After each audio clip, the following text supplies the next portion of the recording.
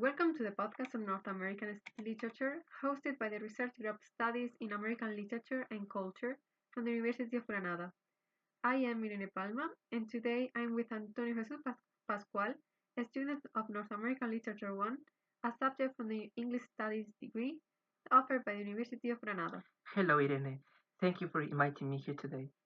Antonio was asked to write an essay comparing two American texts from two different literary periods, and now he will present the result of his investigation in this podcast, which will be made available online for research purposes. Thank you for being here with me, Antonio. It is my pleasure. Today, we will talk about the research carried out by Antonio on the use of a literary device known as estrangement. Antonio has analyzed the use of this technique on two different literary texts, and he has identified the intended effect that is created by it. And in doing so, he has found a connection between the two texts despite being from very different historical and literary periods. So, Antonio, which is the first literary text that you have chosen? Chronologically, the first work that I have chosen is The General History of Virginia, New England, and the Summer Isles. It's a text created by John Smith, and it is basically a compilation of texts that aim to give an account of the process and events that took place during the establishment of the first English settlement in America in the early 17th century. So it is therefore a text that is presented as a historical document, a report to England of how things were going in the new English colony of America. So, this is the account of a colonizer about America. How much reliability does this text actually have? That's the thing. The title is just a strategy of the author. By this, we can see that already in the 17th century, text narratives that were based on evidence, that was a value, that was a source of attention for the general public. And America was already a huge source of interest to the English public because it was novelty. Everything about the new continent was new, the wilderness, the inhabitants, and people wanted to have a closer experience to that world that was still seen as remote, and literature and text were the means of of getting in touch with that experience. What Smith wants with his text, his aim is to make that contact between the public and the America interesting. So he uses literary devices, including estrangement. And what is the general portrayal offered by the narrative voice? In general, Smith presents himself, he's the narrative voice, and he presents himself as a hero. But this is, as I said, a literary text. And in the history, he's either extremely good, he's brave, he provides the settlement with food, and he saves the colony, and he's either extremely good or the people around him are extremely bad, even the English, who are seen as cowards. And of course, he also gives an account of the American natives who he claimed to have interacted with. And since Smith is English, and he interacts with them and he provides a particular portrayal of them, the English audience, that is the intended audience, um, identifies with him, and the feeling of superiority that is given to Smith is also given to the English audience, and so that prompts English readers to also feel superior, and they found pleasure in reading his work. And what about the second text? The other text is The Martian Chronicles, a science fiction novel by Ray Bradbury that is located in the middle of the 20th century, in the 50s, that is 3 centuries later than Smith's text. It is therefore at a time where it was the beginning of the Cold War. The memory of the Second World War was still very recent, and so the threat of nuclear weapons and the threat of war was still very present in that historical context. And technology was being questioned, and that is a central topic of the novel. And the novel also, like the one in Smith, uh, portrays a process of colonization, but this time is taken to Mars. The novel offers a universe in which humans can go to Mars and they try to colonize the planet. And there they encounter the Martians, who are basically here the Native Americans in this case, right? The other, that thing that is different. And he also will provide a particular portrait of them. So in both texts, there is a community of beings that is presented in a way that makes the reader see them as strange. Okay, but what is the relationship between these two texts? Why did you choose them? This is actually the most interesting part, since both the Native Americans and the Martians are presented as strange. They are that they are the other, but actually the impression each um, that each community has on the reader is opposite. In Smith's work, the Native Americans are depicted as inferior, and the intended reader feels superior, whereas in Bradbury's novel, the Martians are actually portrayed as superior, and humans they they are portrayed as a less better civilization. They are actually portrayed as the savages. So this comparison between these two texts is an example of how a literary device, the same literary device, can be used for conveying different effects on the reader, and also, of course, gives an account of the changes that have taken place between the 17th and the 20th century regarding topics such as colonization or social values and so on. That is really interesting. Okay, so starting with Smith, what representation does his text provide of American natives, and how does he construct it? Well, as I said, Smith wanted to make the contact between readers and America interesting, and Native Americans, therefore, will be interesting because they are different. And so he describes them. And in that description, in the process of describing them, he also assessed them. So most of the text is a description. Yes, but through the eyes of a 17th century English colonizer who comes from a Christian background and European environment. Um, for example, there is a passage where Smith's party is attacked, and he offers a description of the natives, and he uses constantly the pronoun they and they all the time, and this is what John Olver has called a they narrative, in which by the use of this pronoun, the reader perceives the Native Americans as different, and a they is created and is opposed to a we. In this case, that we is Smith, which also represents the English. And also, he gives an account of the Native Americans, a set of features that is aimed to represent all the Native Americans. They are reduced to a single identity, a strategy that Hall has called reductionism. And this is how they became a stereotype, right? Yes, these techniques are the process for constructing a stereotype. In this case, the stereotype of the natives is that of the savage. The Smith refers to them as savages, barbarians, and therefore introduces the dichotomy barbarity civilization, because by describing them as savages, Smith describes himself as the English as as civilized people that come from an advanced and superior civilization. But why is the image of the savage associated with inferiority? Well, Smith the narrative of Smith provides different dimensions to this dichotomy to reinforce it. And by juxtaposing Smith and the natives, by making them interact, that gives the opportunity of the narrative of reinforcing this idea. For example, Smith is portrayed as technologically superior because, for example, in a passage, he shows a compass to the Native Americans, and they are astonished. They don't know how to use it, and also they don't know anything about facts like the fact that the Earth is round.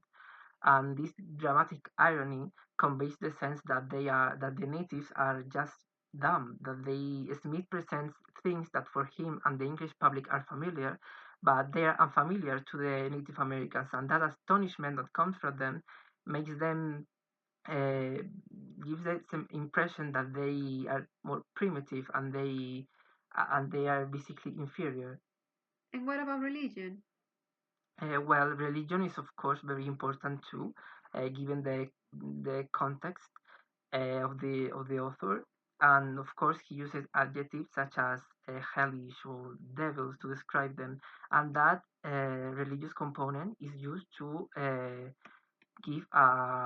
assess the natives morally too, because they are represented as pagan, and religion is used therefore to assess them morally. And well, this whole dimension that Smith gives aim to, yes, to portray them as inferior, but also to dehumanize the natives. He even in one passage he implies that he is scared that they might eat him alive. And cannibalism has been a traditional way of dehumanizing a group of people. And how significant is this portrayal? It is negative, but is it used for some purpose? The dehumanization of natives, they are presented as savages, a term that a representation that Gayatri Spivak has referred to as debasement, that is traditionally associated to the native. This image of the savage is actually a means of justifying colonization because they are compared to animals. They are presented more animal-like than human-like, and by doing this, it's like the way humans tame animals for different purposes. The English could conquer the Native Americans, and that acted as a blocker of inhibition because by seeing them as more animal, as morally depraved, they deserve therefore punishment and they deserve to be civilized. Therefore, that allowed the English to colonize them without feeling guilt, and not even is not the fact of feeling guilt, but also they felt superior thanks to this depiction. So, if you say that in Bradbury's novel the effect is the opposite, then the portrayal of the Martians is positive, even if they are strange? Yes, but actually, when the narrative starts, the Martians are not very different from the Native Americans because they are also portrayed as strange and even as potentially dangerous. Not in the stereotype of the savage, because in this case, the narrative voice does not does the narrative voice does describe the Martians, but they are not. There is no subjective component in their description. They are not assessed morally or intellectually or whatever. It's just that the description of the Martians itself is enough to give this sense of strangeness because they are said to have, for instance, magnetic dust to clean their house, or they used to fight with electric spiders and metal insects, and all that is just it's just strange. That's the effect that it creates, but it's not negative itself. It's just that creation of the other. The readers feel see the Martian as different. And how does this depiction evolve throughout the novel? Well, since the reader are depicted with beings that are different, they are unfamiliar with them. When something familiar comes to the narrative, that is the humans, that prompts the reader to align with the humans, to sympathize with them at first glance. I like to think that is when you go to a new school and you don't know anyone and suddenly you find someone from your former class or your former school, and you stick to them because you feel scared in the new environment. I think it's quite similar in this case because readers, the apparition of humans prompt them to stick with them because they are, and to identify with them, to to feel identified by their actions, and seeing the Martians are as strange. But Bradbury's novel offers a change in the plot, an unexpected change in the plot that breaks these expectations of the Martians as different and to align with the humans, because the humans' arrival to Mars actually causes the extinction or the apparent extinction of the Martians by bringing a disease with them that spreads and that is lethal to the Martians, and they are basically wiped out of the planet. And that change allows the narrative to look for sympathy in the readers because it's humans' fault that they died. And they are presented as having a civilization and their own technology, and even that technology is superior than the one uh, humans have, and so in that the sense of guilt prompts the readers to sympathize with them. It's the emotional dimension that allows readers to, yes, they are strange, but they are not negative. And in contrast, humans are portrayed negatively because they are the ones that caused that extinction. And this depiction um, is completely reinforced by the apparition of the Martians, which is actually delayed. They do not come back to the narrative after a lot of chapters, which allows the reader to create expectations because readers will surely believe that the Martians will come back. The novel is called The Martian Chronicles, but their apparition is delayed, and so that creates expectations on the reader, as if the Martians will seek revenge or they will seek a war with the humans, and they are basically potentially dangerous. They don't need to be actually dangerous as the Native Americans, as Smith claimed that the Native Americans were, but they need to look like they could be, and that already creates tension. And finally, when the Martians appear again, they are peaceful. They don't want to hurt humans, and humans instead they behave violently towards them and even keep killing them, and they are basically animalized. Through the emotional dimension, Martians are depicted as empathetic and superior beings compared to humans, and that's how we can see the evolution of um, beings that are perceived as strange. In the 17th century, well, colonization was justified and it was a means to justify colonization, whereas in the 20th century that has changed and now colonization is portrayed negatively. In the novel, the humans fail to colonize Mars in the end, and it's their own fault. They couldn't, and actually the Martians are better because they always show sympathy towards humans, and that is how the same literary device can offer completely different portrayals. That's fascinating. Did you struggle to find the information for your research? When I looked for information, I found a lot regarding the depiction of American natives because the depiction offered by Smith is one, as I said, is one that is very common in American literature overall. But I didn't see, I couldn't find much about how estrangement as a device could be mm, could be used for different purposes, in the sense that how how how has it evolved throughout time, right?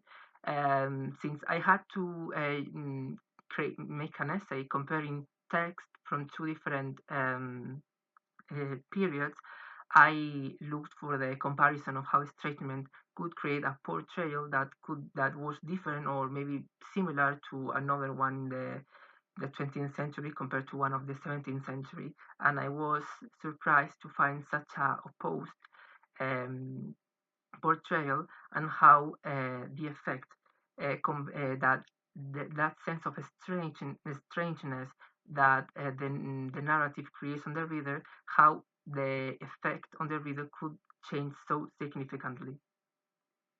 Another aspect of your research is that you had to use ChatGPT. How did you use this device?